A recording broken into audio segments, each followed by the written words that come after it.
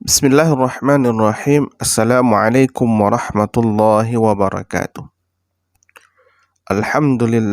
Alhamdulillahilladzi nahmaduhu wa nasta'inuhu wa nastahdih wa na'udzu bihi min syururi anfusina wa min sayyiati a'malina.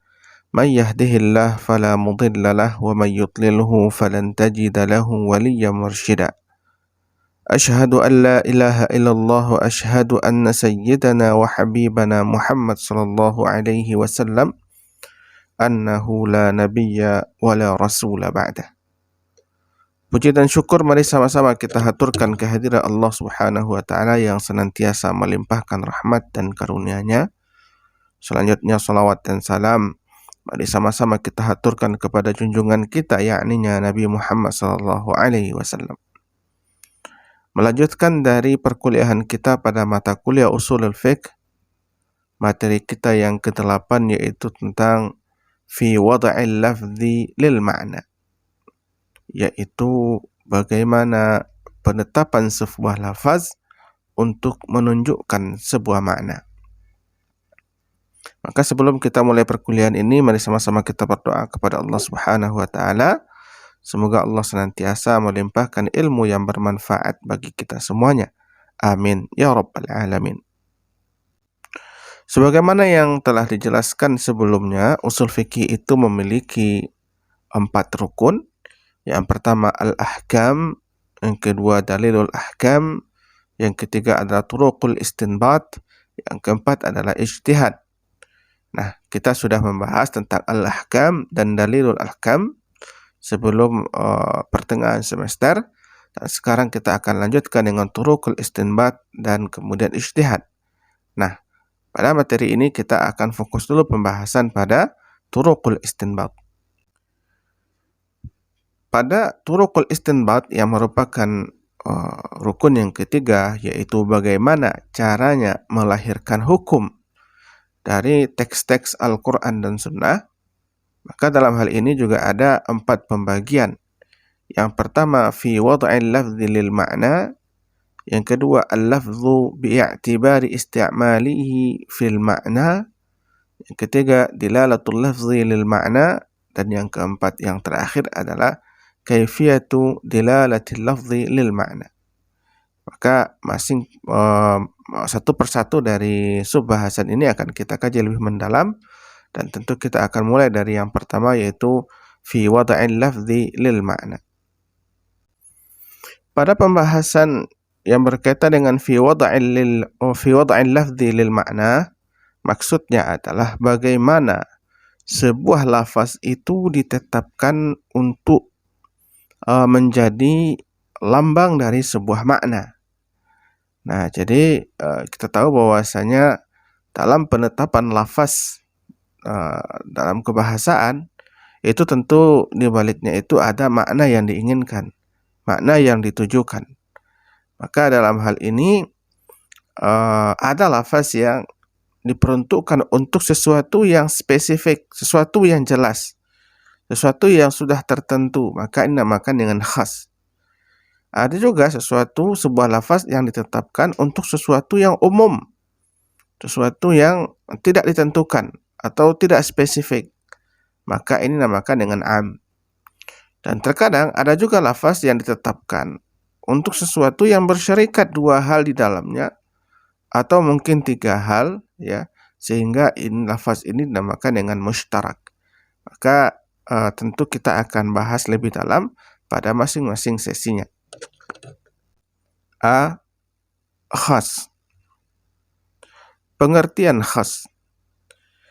Secara bahasa, khas itu artinya al-munfarid, sesuatu yang terpisah, sesuatu yang memang berbeda dari yang lain. Sedangkan secara istilah, huwa kullu lafzin wudi'a li ma'nan wahidin al-infirad, yaitu sebuah lafaz yang ditetapkan untuk sebuah makna yang jelas atau sebuah makna yang spesifik, sebuah makna yang tertentu. Jadi kalau pada lafaz khas itu tidak ada kemungkinan bahwasanya lafaz itu akan mengandung makna yang lain, melainkan hanya makna yang telah ditentukan. Maka itu namanya khas atau khusus. Sebagai contoh, dalam firman Allah Subhanahu wa taala, "Faman lam yajid fasiyamu thalathati ayyamin." Maka lafaz thalatha, lafzun khas huwa lafzul qat'i, yaitu lafaz yang khas ya. Thalatha yang digaris bawahi, 3, itu lafaz khas yang bersifat qat'i, yang tidak ada kemungkinan makna lain yang terkandung di dalamnya, yaitu 3. Maka tidak mungkin ada makna 2, tidak mungkin ada makna 4 ya. Tapi kemudian ini khusus hanya 3 ya, dan terbatas pada hal itu saja. Pembagian khas ini memiliki beberapa bagian. Yang pertama ada mutlak dan muqayyad, yang kedua al-amru, dan yang ketiga an-nahyu. 1. Mutlak dan muqayyad. Lafaz mutlak ya, lafzu ad-dalu 'alal mahiyati bila qayyid, yaitu sebuah lafaz yang menunjukkan sebuah eksistensi atau sesuatu, kemudian tidak ada pengikatnya. Nah, tidak ada yang mengikati atau tidak ada sifat yang mengikatnya. Contohnya Allah katakan dalam Al-Quran, tahriru raqabah min qabli ayyatamasa, memerdekakan atau membebaskan seorang budak sebelum mereka kembali bercampur. Nah, kata raqabah itu adalah lafaz mutlak. Tidak ada sifat tertentu yang membatasinya. Dan lafaz ini adalah lafaz khas karena maknanya jelas, yaitu seorang budak perempuan, dan tidak mungkin lagi ada makna lain yang dikandungnya. Sedangkan lafaz muqayyad, al-lafzu ad-dalu 'ala al-mahiyati ma'a qaidin min quyudiha. Itu lafaz yang menunjukkan sebuah eksistensi atau sesuatu, tetapi kemudian ada sifat yang mengikatnya, ada sesuatu yang menjadi ketentuannya. Contohnya Allah katakan dalam Al-Quran, fatahriru raqabatin mu'minah. Lafaz raqabah itu adalah khas, jelas ya. Tapi kemudian dalam hal ini ada qayyid, ada sifat yang mengikatnya, ada ketentuan lain yang menjelaskannya, yaitu haruslah kemudian mukminah, yaitu seorang budak perempuan yang beriman. Maka ini dinamakan dengan lafaz muqayyad. Pembagian khas yang kedua itu adalah al-amru, yaitu perintah.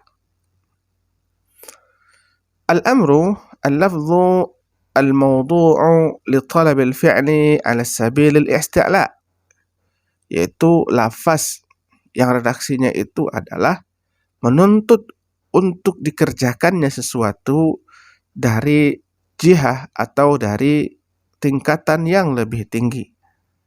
Jadi al-amru itu adalah sebuah instruksi yang diberikan oleh jihah yang lebih tinggi, mungkin seperti atasan kepada jihah yang lebih rendah, mungkin seperti bawahan. Nah, jadi seperti perintah yang disampaikan oleh ketua kepada anggota. Itu namanya al-amru. Seperti Allah katakan dalam Al-Quran, faman lam yajid faman syahida minkumus syahra falyasum. Maka siapa di antara kalian yang menyaksikannya, yaitu menyaksikan bulan Ramadan dengan melihat hilal, falyasum, maka haruslah dia berpuasa. Nah, falyasumhu itu adalah sighatul amri, perintah.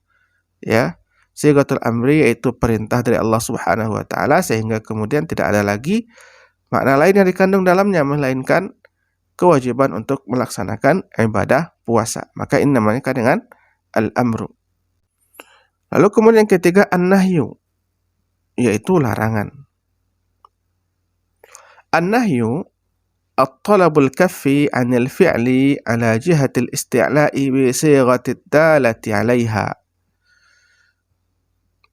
Nahyu itu adalah tuntutan untuk meninggalkan sebuah perbuatan dari jihah yang lebih tinggi dengan redaksi yang atau dengan redaksi yang menunjukkan yang demikian.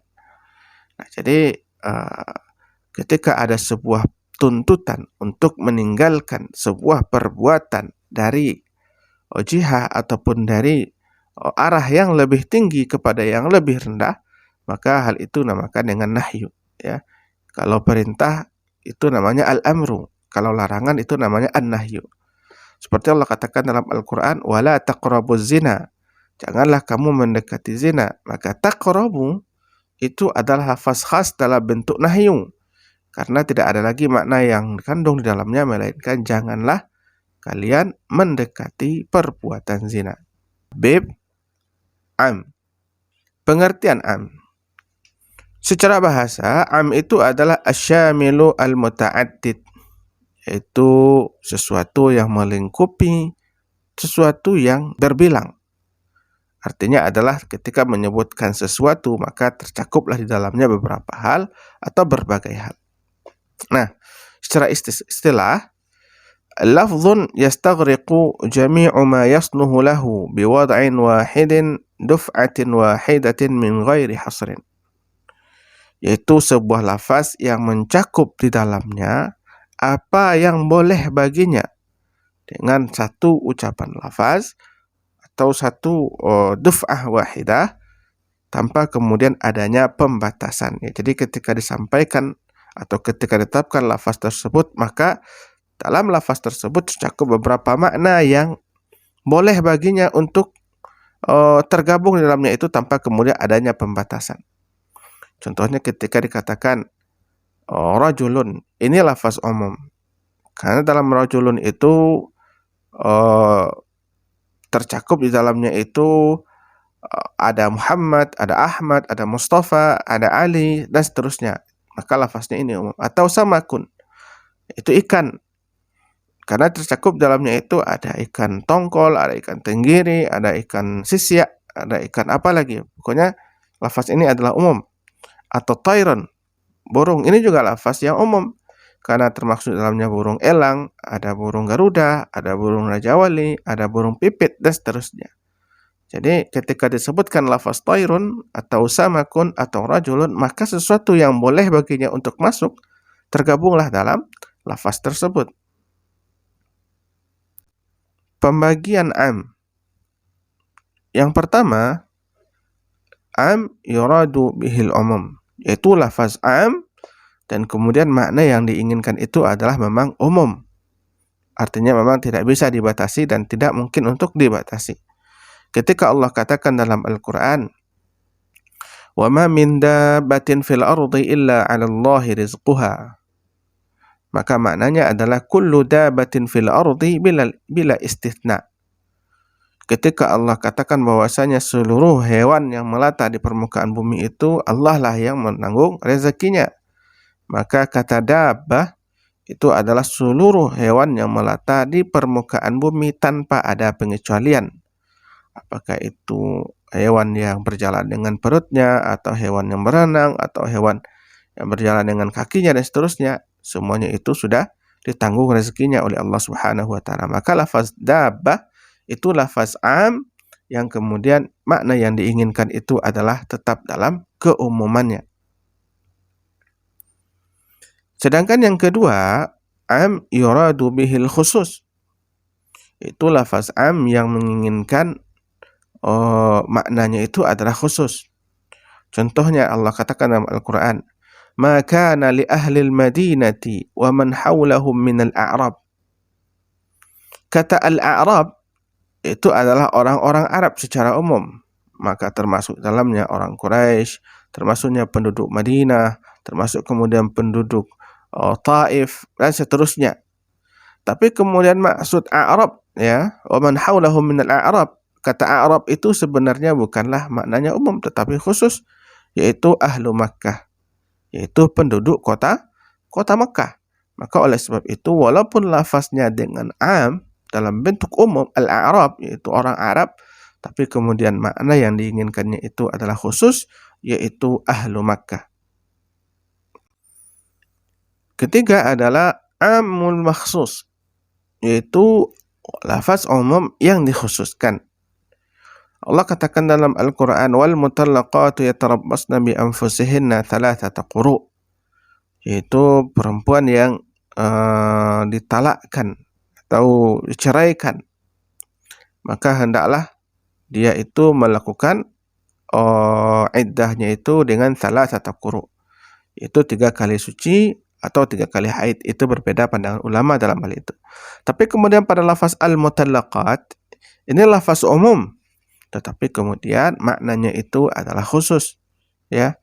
Nah, dan memang dikhususkan dalam hal ini sesuai dengan qarinah atau sesuai dengan petunjuk yang datang setelahnya itu. Maka maknanya al-mutallaqat, perempuan yang diceraikan itu atau yang ditinggalkan itu bisa saja dicerai hidup atau dicerai mati. Karena nanti akan banyak ayat lain atau keterangan lain yang menjelaskan terkait dengan al-mutallaqat ini.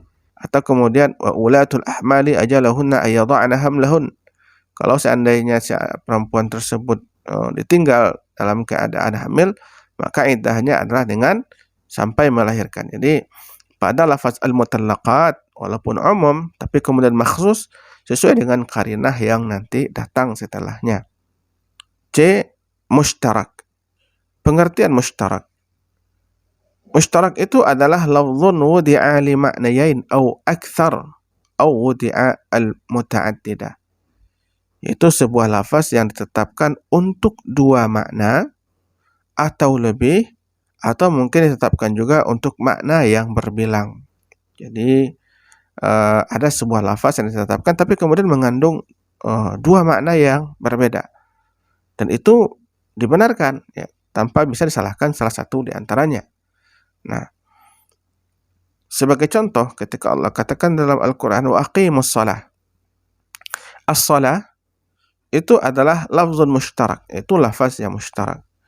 Mushtarak antara makna lugawi dengan makna syar'i. Makna lugawi dari as-shalah itu adalah ad-du'a.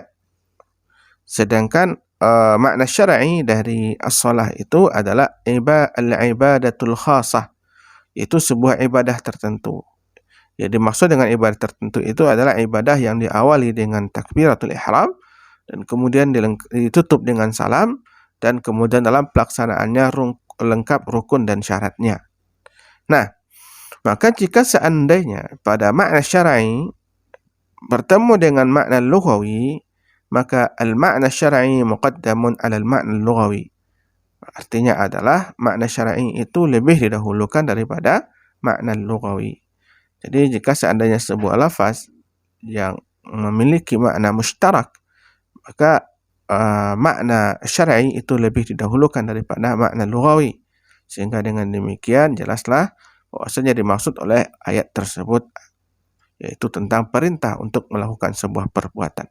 Maka dalam hal ini yang dimaksud oleh Allah Subhanahu wa taala mendirikan salat yaitu melaksanakan ibadah tertentu seperti yang diajarkan oleh Rasulullah sallallahu alaihi wasallam. Nah, demikianlah penjelasan kita terkait dengan materi yang ke-8 ini, maka semoga bermanfaat.